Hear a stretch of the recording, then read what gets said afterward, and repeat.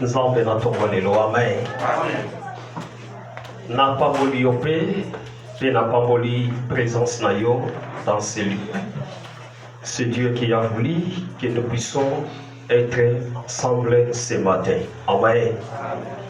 Alors, je ne peux pas me reculer en arrière. Nous avançons. Nous avons parlé la fois passée. Notre thème, mon sous-thème, c'était « Tu es né pour être vainqueur ». Alléluia. Obotama, Petotama, Potozala, Batoyo, Balonga. Amen. J'avais donné l'exemple de Matthieu chapitre 2, verset 1. On me dit qu'au Kitamoke, on a histoire, il y a naissance, il y a Jésus. Tamouye soit votre ami, Bibelobi, Azalaki, moi dans mon quai, mais Bamaj, Baotaki na Oya, Bayaki pour rendre Jésus visite et tant que fils. La Bible dit, tant que Bayaki pour rendre visite, Bayaki m'a beaucoup papate, mais Babemaki ba présent na bango. Amen. Ba présent ali, Babiloko yo, ya motuya, otobengaka richesse. Na époque wana ya Hérode owazalaki roi abandaki ko dominer pe ko konza mais bango bazalaki kuna esika Hérode azalaki mais tant bayoki par rapport ya basigne par rapport ya makomi oyo babandaki kotanga esaki ete bakomprendre ke mwana mokonzi abotami esengeli na biso tokite place tozali tokende rendre visite. Mais pour rendre visite, mais liberté, nous devons amener nos présents. Babema qui va présent à Bango, et ça qui l'or, et ça qui mille, et ça qui à 100. Amen. Alors, on a signifié qui Babylone a mis Satouana, et ça qui a Motuya, nous avons dit, or, selon la Bible, est présent à la sainteté de Dieu. Amen. Et si quand on va dire, or, même nous avons vivre. Or ezelo komoko ya motuya bato basali bato babeki bango ba trésor basali diamant bayebi utilité nini ya or utilité nini même ya diamant parce que naza parmi bato yo basali diamant amen nayebi diamant ezelo komoko eboza eloko mwa moke awa mais boko sala musala mo eko sala peut-être 2 semaines boza ko chumuna bozo kita ba mettre popo ke no lukaka ke eloko moko ya moke awa pesa na valeur amen mais bazono ba ke ba marche ba memaki parmi ba présent o bazaki nango ba memaki l'or oyo bandaki ko présenter la sainteté ou la pureté de Dieu. Quand la qui a été mouton de roi, il est différent parmi nous, il est différent par comportement, même la naissance. Tant que amen. Tu y a dit que c'est ça 9 mois, tu y a dit que c'est ça 7 mois, mon tapot na 7 mois, on va dire prématuré. Amen. Mais la date normale te dit que moi si à ça 9 mois, na sima 9 mois ne moi si à que kobota. Mais tant que kobota na ba déterminer à kobota lundi, à kobota mardi, à kobota quand. Mais Jésus dans abotami a compté ça ba date wana te. So ko tangi lik. Tu dois comprendre que la naissance de Jésus est sa naissance mystérieuse. Alléluia. Mais ça n'a pas tout le monde à sa grâce. La naissance de Jésus, avant Jésus, akutana tamu, mariaza na zemina libumu. Akutana. Entre les rencontres, entre Yabassimi, la Bible dit que l'enfant dans sa ventre, il était très sailli de joie. Akutana maman ya Jean-Baptiste, alléluia. Na rencontre, il y a salutation, il y a des femmes bakutani. La Bible dit que l'onction de la salutation est kotakadina maman ya Jean-Baptiste, alléluia. Voilà pourquoi Jean-Baptiste qui parmi batoyo qui peut témoigner, peut confirmer que Jésus, il est tué. Alléluia. Alors, deuxième même qui a 100, à 100 et à se présenter la présence de Dieu. À 100 même dans l'église, la mission de l'église catholique est baptisée à 100 000. Alléluia. Au moment où on a la cérémonie, on a la guide, on a baptisé à 100. Parce que à 100, il y a présence, il y a Nzambe. Et bien, il y a présence, il y a Nzambe. Parce que il dit que Moutou Baso qui est de adorer, mais il est tué par la promesse. Alléluia. Et troisième, même qui l'huile d'onction. Tout le monde a basali na Nzambe, na élévation na bango, tout le monde a la cérémonie na bango, ya kokoma un serviteur de Dieu. C'est qu'il a passé par la cérémonie. Et ça va dire que même ça masqué, et ça écrit dans la Bible, même des sons de Dieu ya kala. Nzambe ko recommander bango na élévation ya muke sengeli ba si aye na nkabwe to benga nkabwe la krish moko ba sopela ye mafuta na kati na mutu na ye ezaka l'onction de la part de Dieu. Amen. Alors nous avons parlé cela, mais aujourd'hui nous voulons avancer et nous voulons parler comment provoquer la bénédiction de Dieu. Alléluia. Nabiso message nabiso na tongo lelo na lingina memayo dans une réflexion d'une manière humaine, d'une manière étant que l'homme est spirituel. Alléluia. Notre thème ou notre sous-thème, comment provoquer la bénédiction de Dieu. Nengenini nakoki ko provoquer et le kola ko tungisa lipamoli statut lipamoli et cause la ezali mobile et telemi nango eza ko bouger mais suite il y a insistance nanga suite il y a marche nanga suite il y a osenga nanga et koki ko bousculer. Et l'on voit cela qui a côté de ma et ça la moi mouvement. Alléluia. Comment provoquer la bénédiction de la part de Dieu. Alléluia. Vraiment c'est un bon thème merveilleux. Ce qu'on a dit on a tombé le lot, on va n'engager pas provoquer kalipa moli. N'engager pas provoquer et l'on voit l'ali. Nengeni ba la musaka yango, nengeni ba ushaka yango. Alléluia.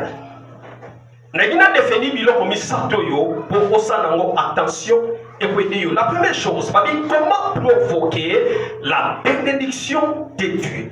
Comment c'est quoi? D'abord, comment c'est quoi? C'est une question. Comment? Et là, comment salami kuna? Ezana mutu moko. Azala ki esika wana. Ezana mutu moko. Aki témoin oculaire, c'est-à-dire, oh monaki, action on a, d'abord salami. Alors, bateau yobana posa, bonjour, réalité, il y a citation on a, babolinga bahiye ba moto yo, tamulika mwane salami, ye azalaki présent. Alléluia. Bakona mituna comment, accident et salami nenge nini. Mais ndeko nenge nini na kufi, c'est-à-dire que ezaki na mutu moko na ki pene. Tabosokata motema neba kotuna ye mebena ki asala ki nini komi ningeni po muto akufa nazo memayo dans de différents exemples pour comprendre pour opalpabe ibamboli na yo na part na Nzambe. Alors comment peuvent s'exprimer la manière et qu'on peut exprimer la manière où une moyenne quelconque il y a citation. Moto ala mukati bien na tongo abeti moto akomi kuna beti libaku moto ana kufi mais tout ça qui na ye abi singa bimi akomi quelque part mais batu ba yoko yebi saka ke ndeko na yokuna akufi akoya kufi mais nazo comprendre te akufi nini mais tout ça ka siko na minute ka siko alléluia. C'est-à-dire que comment moyen nini manière nini pour permettre mutuana ayeba kokufa. Alléluia. Provoquer. Deuxième chose, provoquer c'est une action, notamment une action violente. Provoquer nenge na lobaki ezalokola mutu mususu akoki kozala na ye avandi na ye me mutu moko aye taka komi place wana abandi ko déranger ye. Alléluia. Soit abandi ko sane ba blague, soit abandi sane loko mo simplicité au senti que azaki na ye biye mais vie il y a présence ya mutu moko moto wana directement a changé totalement, a changé attitude na ye, a changé sa marque déposée.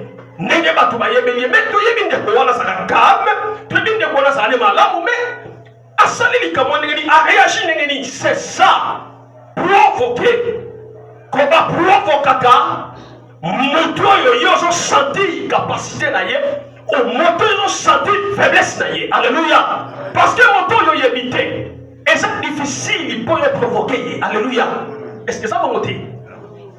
Ba provoquer moto yo yebi ba provoquer moto yo yebi ba faiblesse na ye, ba provoquer moto yebi ba action na ye. Na pese ko mo ça simple.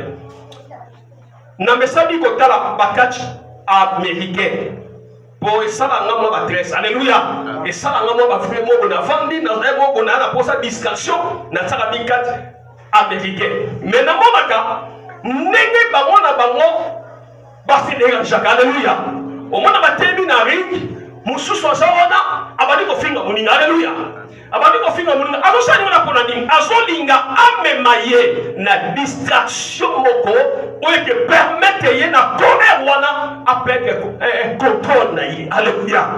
Et ça une manière moyen moko se permettre ye ayeba ko se tenir devant un adversaire oyo atelemi libre sona ye. Alléluia. La troisième chose, la bénédiction c'est quoi? La nanga siko place au tuya. La bénédiction c'est quoi? Lipamboli ezali nini? Lipamboli c'est une grâce accordée par Dieu.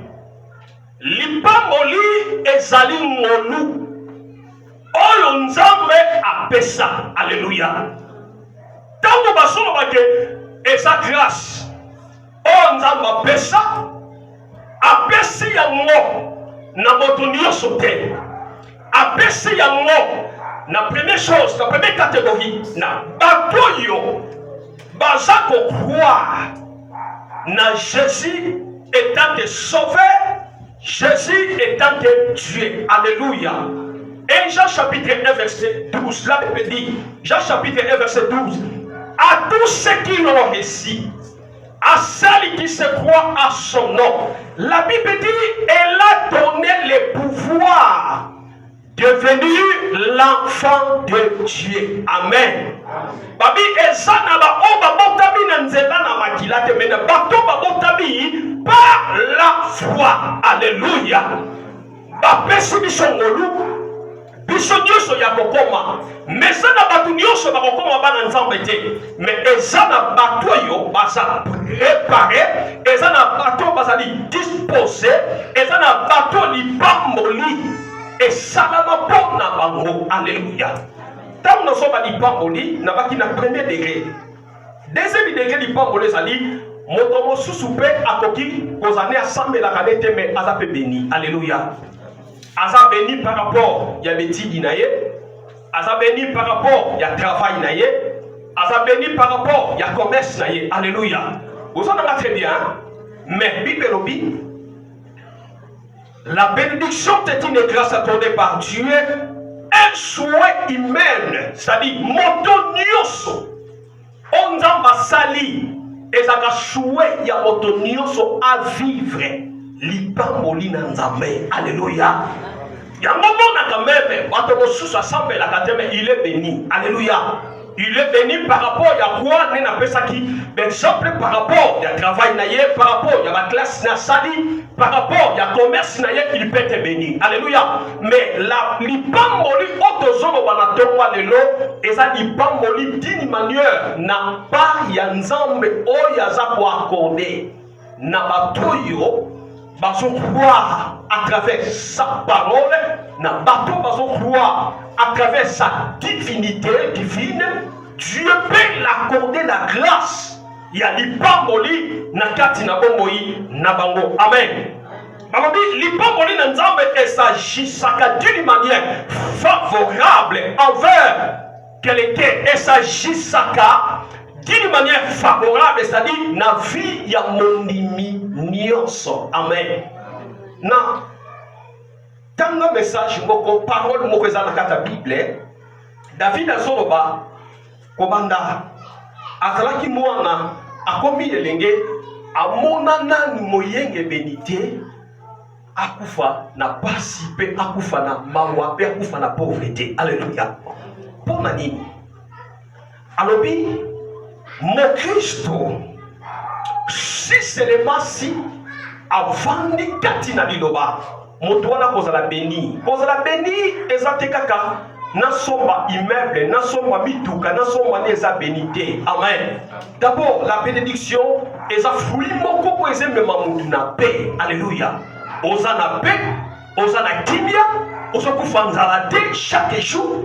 Quelque chose eze monana eze permettre yo au sala o ezali nécessaire pour la vie na yo eza d'une manière bénédiction na pas na nzambe. Sikoyo David azoloba moyenge beni akoki kokufanzala te. Mais lelo soki tobi totambola totala ba chrétien to lenge tozo vivre no lenge tozo sala eza même na ba chrétien to kufanzala. Amen. Azobondi la bazo kufa nzala. Pourquoi zo kufa nzala? Parce que azozo nzambe na première position te ya vie na ye. Oke mutu soki azwi nzambe a placé nzambe première position ya vie na ye, eloko nyonso aza na posa asala asasosie nzambe, eloko nyonso na posa asala atuni nzambe, moto wana akoki kokufa pauvreté. Alléluia. Eza différence bato bayebi nzambe na bato bayebi nzambe te. Biso toyebi nzambe, ça dit totiki ya biso nyos na maboko na nzambe. Tout ce que je peux faire esengeli eleka na nzela na nzambe. Alléluia. Mais soki na bandi kobunga nzela na nzambe, cela nde ezalaka ba porte ya lipamboli, ba porte ya réussite et bandi kokangama na vie na biso. Alléluia. Alors soki mutu azali kovivre lipamboli na nzambe, tokomona la joie ekoyeba kose jaillir na kati na vie ya motu oyo azovivre lipamboli na nzambe. Alléluia. Akobanda kovivre la joie na kati na vie na ye, akobanda kovivre la réussite na kati na vie na ye, akobanda kovivre le bonheur, même bonheur wana akoyeba kose distribuer yango même avec ses voisins na bato basa na bango. Eloko moko esetona ngai lelo, eloko yo na sederaja nango mingi na mitunaka lelo na tango na biso basali na nzambe. Nzambe akoki ko visiter yo, nzambe apamboli yo. Tango nzambe apamboli yo, bato pe yo zana bango. Alléluia. Alléluia. Voilà, on a très bien. Nzambe akoki ko visiter pasteur fidèle. Amen.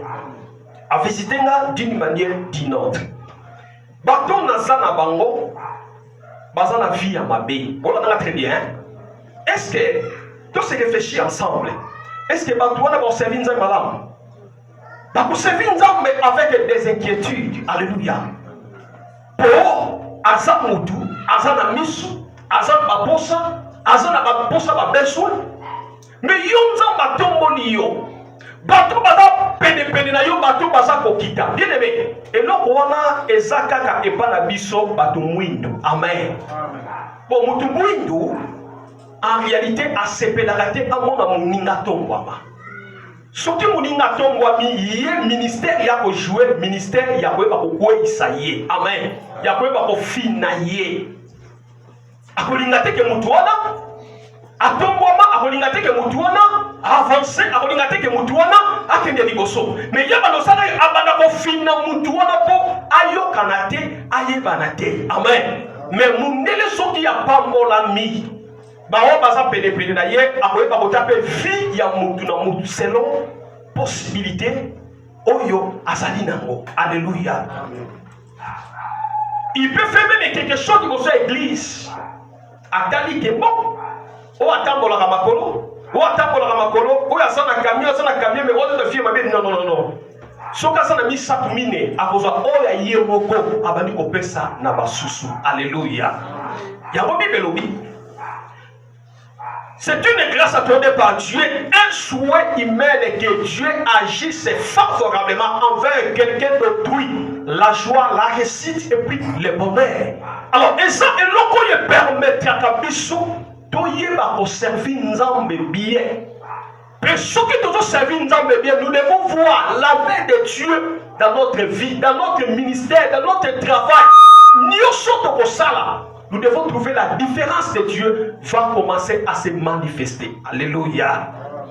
Proverbe chapitre 10, et la première verset biblique, donc Proverbe chapitre 10, verset 22. Donc, nous sommes Proverbe chapitre 10, 22. Donc, Télémi, premier lecture, il y a niveau sur la Bible. Téléma, s'il vous plaît. N'entendez la communauté sous Proverbe chapitre 22. Proverbe chapitre 10, verset 22. La Bible dit, c'est la bénédiction de l'Éternel qui enrichit. Et il ne le fait suivre d'aucun chagrin. Alléluia. Tovandi na kombo na Yesu. Salomon lobi, c'est la bénédiction de l'Éternel qui enrichit. Lipamboli Yanzambe ne eyebaka ko s'enrichir nakatina vina biso. Soki totangi passage oyo eloko eza ya motuya ou parole eza suspect na version totangi eza deux paroles. Alléluia. La première chose enrichi et deuxième chose aucun chagrin. Alléluia. La Bible comme balé oyo. Bible c'est la bénédiction de l'Éternel qui enrichit. Ezande na lipamboli na Nzambe ne eyebaka kopesa moto bozwi. Mais sikoyo lipamboli enrichi, c'est procéder plus de bien que nécessaire. N'est pas le but de la sagesse, plutôt c'est le fruit du travail par rapport au travail de Dieu. Alléluia. Bien aimé. Nazana une certaine expérience na bato basaleli Nzambe na vive lipamboli na bango. Alléluia. C'est-à-dire que bato basaleli Nzambe avec toute sa dignité, avec toute sa personnalité, et puis asaleli Nzambe azako se respecter de ce qu'il est. Amen. Nazana exemple mon ami. Na moni bato baservi Nzambe. Bato baservi Nzambe azotambola na Nzambe. Azotambola na bokebi nyonso Nzambe. Et puis Nzambe aleki na nzela na mutu a visiter. Alléluia. Lipamboli c'est-à-dire efongomaka likolo te lokola mane.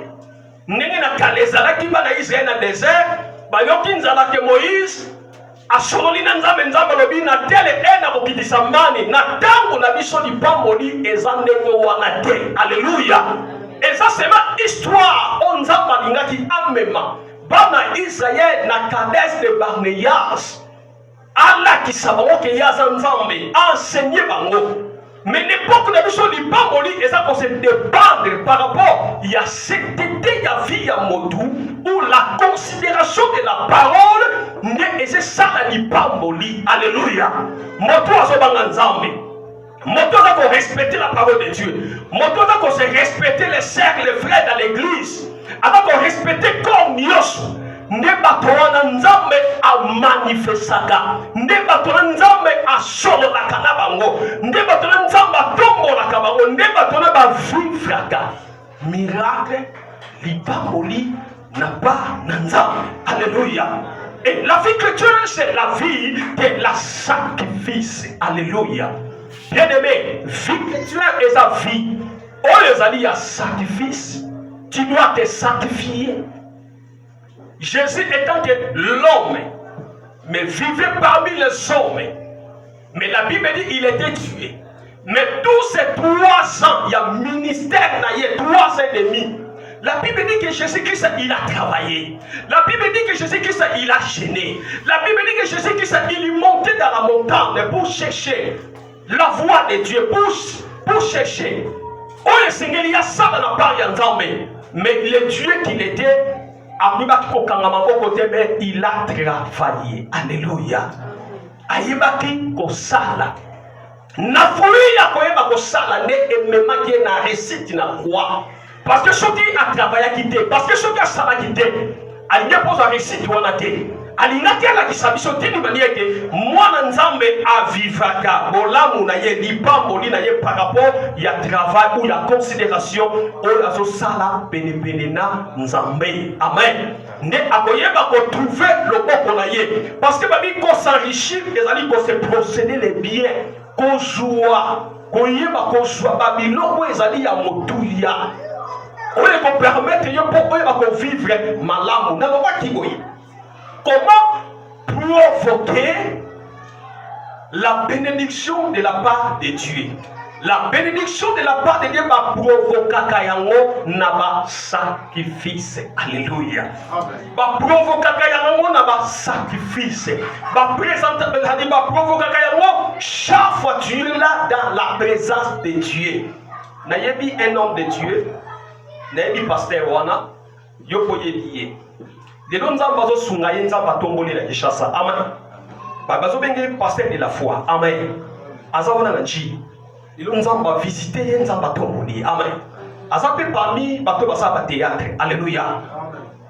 Et pasteur Wana, ngana yebete mena yebi bato yaza na bango parce que bato moko to vivaka na bango. Alléluia. Tous ça pe ngolu ya côté na l'église na bango. Mais pasteur Wana nzambe atombolié. Nalanda ki témoignage na ye a son plus sa témoignage à l'obike même ye atangi malamote. Alléluia.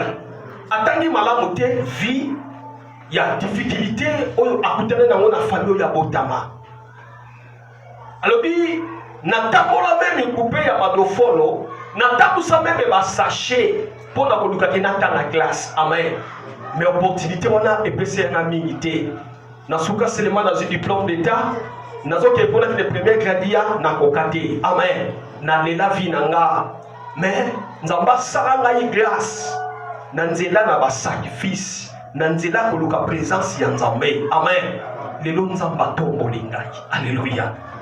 Bien aimé, libambo liba provoka kayango yo vandi kaka nzambe zo pambola ngate. Bien aimé, libambo liba boostila kayango. Il faut que ne koluka yango, il faut que ne kosala ba sacrifice. Il s'agit de jeûne, fête de jeûne. Il s'agit de ça sacrifice, ça la sacrifice. Il s'agit de comme l'église. Et ça beaucoup de travail oyo sala na présence ya Nzambe eza ko boostiller Nzambe par rapport ya travail yo sala par rapport ya présence yo moni sama. Tant qu'on est sur l'église, on a pour ça que Nzambe alobela yo. On a pour ça que Nzambe a visité yo. On a pour ça que na vivre miracle, na vivre le boko ya Nzambe. Oyo nazomona na baninga bazobeta boso nzamba pamboliye bozalaki na nsambe nzamba tomboliye bozalaki na nsambe nzamba a visiter ye bozalaki na nsambe nzamba transformer vie na ye mais asali miracle moko te akoti ndako moko te mais toujours il était honnête devant la parole de Dieu et Dieu les a visités. Amen. Yango Salomon lobi c'est la bénédiction de l'Éternel qui enrichit et il ne fait suivre d'aucun chagrin. Bien aimé, ce qui nous a mis à pamboli yo, bien aimé, ils ont pamboli o ils ont de génération en génération. Amen. Ce qui nous a mis à pamboli nga, bonjour na zui, bonjour na ekita na bana nanga, bonjour na ekita pe na bana ya bana nangai. Alléluia. Na pese exemple beaucoup. Nous avons sali grâce, grand frère dans la sali ya mibale abongoli motema na 89. Amen. Na dewey. Tant abongoli motema na dewey, a persévérer ti ay atiki ne kosambela. Alléluia. Wana biso nyoso na famille papa kano. Amen. Ti na 90 nzamba ya sali nga grâce na bongoli motema. Na bongoli motema papa ti lelo. Alléluia. Grand frère na wana abisinga foto ke ne lunda il avance ngana tika sima landi tant on a landi to travailler to sobima to travailler to sobima et comme il faut tant au moko il a travailler na moi si na ensemble tant à travailler moi si ensemble ko la ngana yeba ki diamant na perspective nango abisingai yelo ko yebi musala diamant mingi sombela na diamant na expertise nango ko sala par rapport soki na bimi na côté ka kumbe bon na très bien na salelier tant na salelier ko li mo espèce ba $22,000 à part $15,000 azalaki nango ba bimi nango ba keti Lubumbashi projet ba ki nango projet mala bon na très bien projet ba ki nango projet mala tant ba komi na Lubumbashi ba ndi ko somba makayabo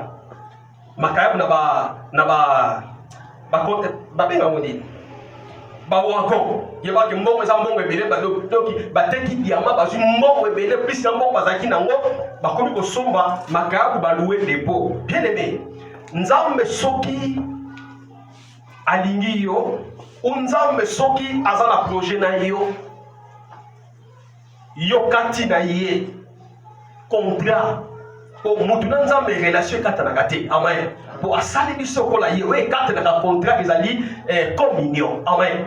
Alors grand frère ba makaya watie na dépôt ba makaya bu ebandi ko pola alléluia ba makaya ebandi ko pola na yebisio asali fausse affaire mutu asaki na mbongo ebele aloué dépôt munene atie ko tsadi ke ba tonnage ya bamakayabo me mutu aya kotika susuna mbongo moko te na maboko comme ndeke bazwaka bakende kobuaka aleli mama tata bible na mama tata mama na ngai baba aleli tango aleli batali mosa mobali niveau bazalaki na niveau bakomi nango basuki abite makambo na zongo na clé frère lukelo na nzambe amen tango akoti na église moko lukelo na nzambe un homme de Dieu azo prêcher bon très bien azo prêcher tant azo prêcher pas à prophétiser pour na yalobi il y a un homme de Dieu nzamba saka mutu na grâce abongolaka motema kalame atika makamba ko sambela mais nzambe alinga récupérer azongisi na musala na ye amen mais alobi po on comprendre que za yo obimaka na mbongo moko ebele mbongo no sombaka ba makayabo bamakayabo somba uluwaka dépôt nzamba tindaka bakusu on très bien nzamba tindaka bakusu abike nzamba tinda bakusu wana et détruit misala na yo nyonso amen lelo ye po otikali maboko pamba na sima église lukangai yazo mona ye mais le quoi la présence ya bato avec la sagesse moyen d'immiscer le ça va présenter c'est ça que moi j'aime.